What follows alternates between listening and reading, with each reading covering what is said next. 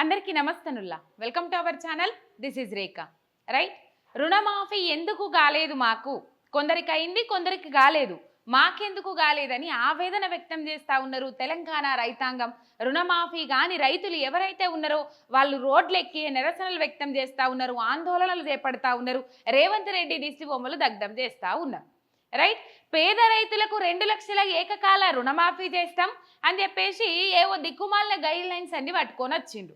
దానికి ration card ప్రామాణికం, ration card ఉంటేనే 2 లక్షల ఏకకాల రుణమాఫీ చేయబడును అని చెప్పేసి ఏదైతే కాంగ్రెస్ ప్రభుత్వం రుణమాఫీకి సంబంధించిన గైడ్ లైన్స్ విడుదల చేసిందో దాంట్లో పిఎం కిసాన్కు సంబంధించిన అంశాలు కూడా, పిఎం కిసాన్ యోజన పథకం కింద ఏవైతే గైడ్ లైన్స్ ఉన్నాయో, ఇప్పుడు ఐటీ పన్నులు కట్టేటోళ్ళు కానీ లేకపోతే ప్రభుత్వ ఉద్యోగులు కానీ ఉద్యోగస్తులు కానీ ఇటు పోతే చాలా రకాల కొర్రీలు పెట్టుకుంటా పిఎం కిసాన్ యోజన పథకం కింద గవ్వే ఉండే గైడ్లైన్స్, గవ్విని తీసుకొని వచ్చే ఇక్కడ రైతు రుణమాఫీకి సంబంధించి అతకబెట్టిరు కాంగ్రెస్ ప్రభుత్వములు అని చెప్పేసి ఆ మధ్యలో సోషల్ మీడియా వేదికగా ఆ ముచ్చట్లు బాగా వైరల్ అయినాయి. అదే వాస్తవమని వాళ్ళ గైడ్లైన్స్ బయటికి ఇడిచేటప్పటికీ అదే ముచ్చట నిజమని అందరికీ తేట తెల్లం అయిపోయింది. ఇప్పుడు మనం ఆలోచించాల్సిన అంశం ఏంటంటే, ఏకకాలంలో 2 లక్షల రుణమాఫీ డిసెంబర్ 9 తారీఖు నాడే చేసేస్తా అన్న రేవంత్ రెడ్డి డిసెంబర్ నుంచి జూలై దాకా రైతు రుణమాఫీ ప్రస్తావన ఎత్తలే,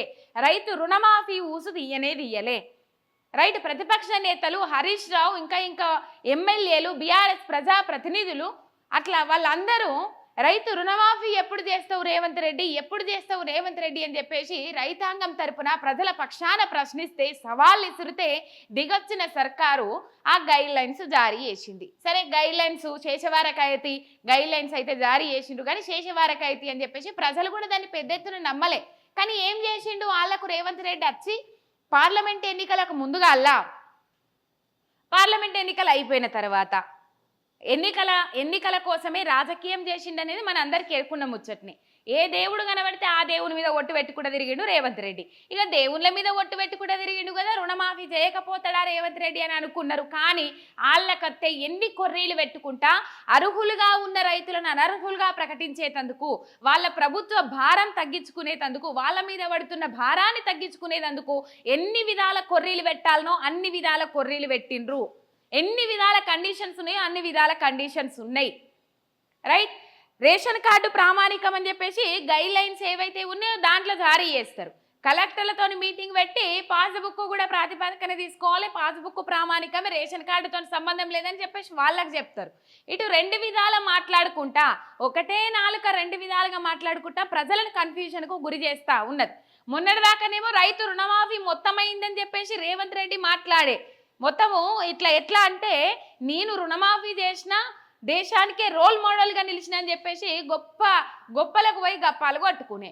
నిన్నీల మంత్రులు బయటకు వచ్చి ఏం చెప్తారు, సంపూర్ణ రుణమాఫీ చేయలేము, మొత్తము 70 లక్షల ఖాతాలుంటే 22 లక్షల ఖాతాలకే రుణమాఫీ అయింది, మిగతా 50 లక్షల ఖాతాలకు రుణమాఫీ కాలేదని చెప్పేసి వాళ్ళ మంత్రులే బయటకు వచ్చి చెప్పబట్టే 46% కూడా సంపూర్ణంగా రుణమాఫీ కాలేదు.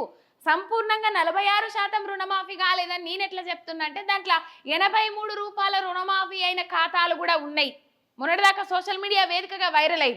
రైట్, ఈ ముచ్చటి మీద యావత్తు తెలంగాణ రైతాంగం అంతా రోడ్లు ఎక్కిండ్రు, కడుపు మండి మాకెందుకు రైతు రుణమాఫీ కాలేదు, ఏమో రేవంత్ రెడ్డి చెప్పే మేము పోతిమి, రైతు రుణమాఫీ అవుతుంది, నేను డిసెంబర్ 9 తారీఖు నాడు అధికారంలోకి రాగానే 2 లక్షల ఏకకాల రుణమాఫీ చేస్తా అని చెప్పే, అందుకని ఆశపడి మేము పోయి రుణాలు తెచ్చుకుంటుమి, వీళ్ళ మా రుణమాఫీ కాపాయని చెప్పేసి పాపము తీవ్రమైన ఆవేదన వ్యక్తం చేస్తూ ఉన్నారు తెలంగాణ రైతాంగం.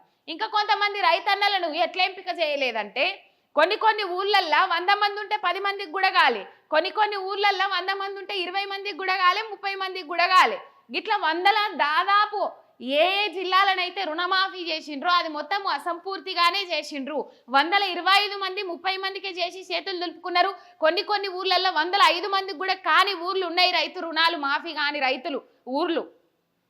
రైట్, వీళ్ళు ఏం మాట్లాడతారు, కొంతమంది రైతులను ఇప్పుడు పాపం వీళ్ళు పేదోళ్ళు కదా, ఈ కాంగ్రెస్ ఎమ్మెల్యేలు పేదోళ్ళు, పేద రైతులకు రైతు రుణమాఫీ చేస్తాం, అప్పుడు రైతు బంధు విషయంలో ఎట్లా గగ్గోలు పెట్టిండ్రోళ్ళ వీళ్ళు, అందరికి ఇస్తారు రైతు బంధు, అందరికి ఇవ్వాల్సిన అవసరం లేదు, ఆసాములకు ఇస్తారు, భూసాములకు ఇస్తారు, ఎమ్మెల్యేలకు ఇస్తారు, ఎంపీలకు ఇస్తారు, ఆ ప్రభుత్వ ఉద్యోగులకు ఇస్తారు, అని చెప్పేసి ఎట్లా లేవాలో గట్లా లేచిండ్రు.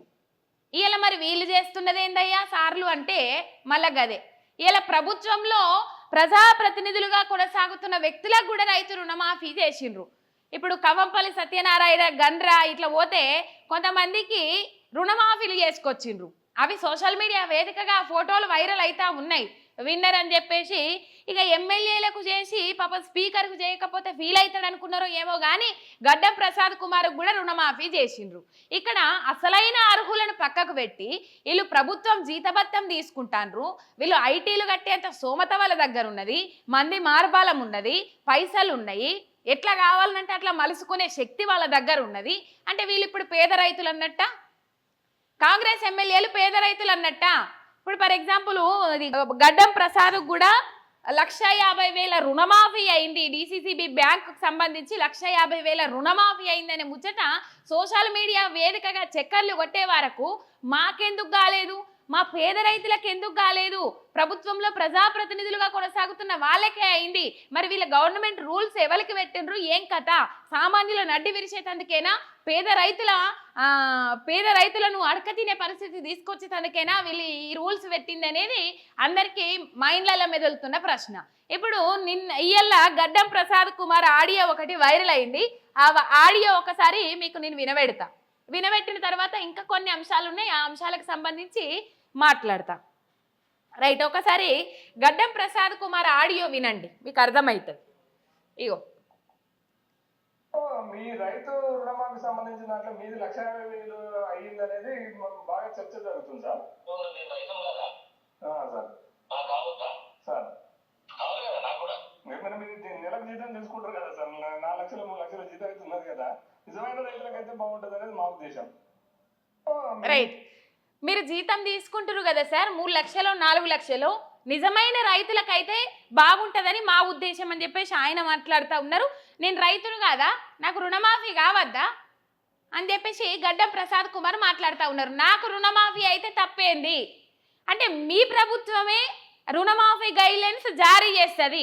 గవర్నమెంట్లో మంత్రులు, ఎమ్మెల్యేలు, ఎంపీలుగా కొనసాగుతున్న వాళ్ళు రుణమాఫీకి అనర్హులు. అట్లా పోతే ఐటీ పన్నులు కట్టేటోళ్ళు అనర్హులు, సంవత్సరానికి గింత ఆదాయం ఉన్నోళ్ళు అనర్హులు, రేషన్ కార్డు లేనోళ్ళు అనర్హులు, అన్ని మీరే డిసైడ్ చేస్తారు. మళ్ళీ మీ వరకు వచ్చేసరికి ఏమో ఇప్పుడు సామాన్య ప్రజలకు పేదలకు రుణమాఫీ చేస్తేనేమో అది మీ వర్షన్లో తప్పు, ఇప్పుడు మీ వరకు వచ్చేటప్పటికేమో అది కరెక్ట్ అయిపోతుంది కదా. ఇప్పుడు ఇగో వీళ్ళకు రుణమాఫీ అయిందని సోషల్ మీడియా వేదికగా ఇగో చూడుండ్రి, ఈయన ఎవరు చూడుండ్రి, మొత్తం మీద వేముల వీరేశం మీకు ఇక్కడ కనబడుతుందా, వేముల వీరేశంకు ఎంత అయిందోల్లా, మొత్తం మీద వీళ్ళ మాఫీ అయినాయి అని చెప్పేసి సోషల్ మీడియా వేదికగా వైరల్ అవుతా ఉన్నాయి. గడ్డం ప్రసాద్ కుమార్కు మాఫీ అయిన పైసలతోని సహా ఇచ్చిండ్రు చూడురు ఇక్కడ, ఇగో 1,50,000 మొత్తం మీద వీళ్ళకేమో మాఫీ అవుతుంది. మళ్ళీ ఈయన గారు మాట్లాడతారు మాకు కావద్దా. ఇగో కవంపల్లి సత్యనారాయణకు ఎంత అయిందోల్లా చూడుండ్రి, క్రాప్ లోను 1,50,000 మొత్తం మీద ఇట్లా మాఫీ చేసుకుంటా పోయినరు. ఈ ఫోటోలు సోషల్ మీడియా వేదికగా వైరల్ అవుతున్నాయి. ఇక మేడిపల్లి సత్యంకు కూడా మాఫీ అయింది చూడుండ్రి. మొత్తం మీద ఇట్లా మాఫీ అయినాయి అని చెప్పేసి సోషల్ మీడియా వేదికగా ఫోటోలు వైరల్ అవుతా ఉన్నాయి. ఇక ఈ అన్న ముచ్చట మనం చెప్పాలి. ఈయన నిజామాబాద్ జిల్లాకు వచ్చేసరికి మాదాపూర్ అని ఏదో మండల్ ఉంది, మొత్తం మీద మాదాపూర్ అని చెప్పేసి ఊరు.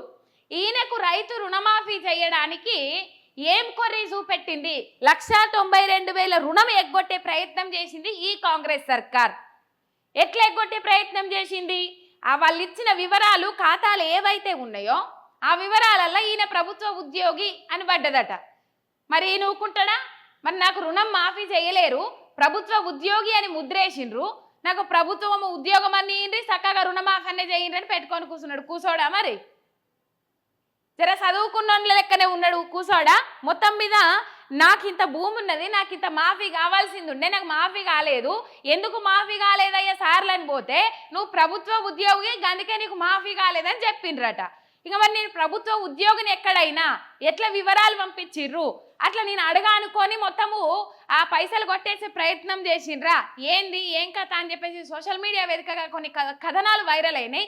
ఇక కథనాలకు స్పందించిన ప్రభుత్వం ఏం చేసిందంటే ఈయన ప్రభుత్వ ఉద్యోగి కాదు, దీని మీద ఆరాధించింది అన్నట్టు ఈయన ప్రభుత్వ ఉద్యోగా కాదా.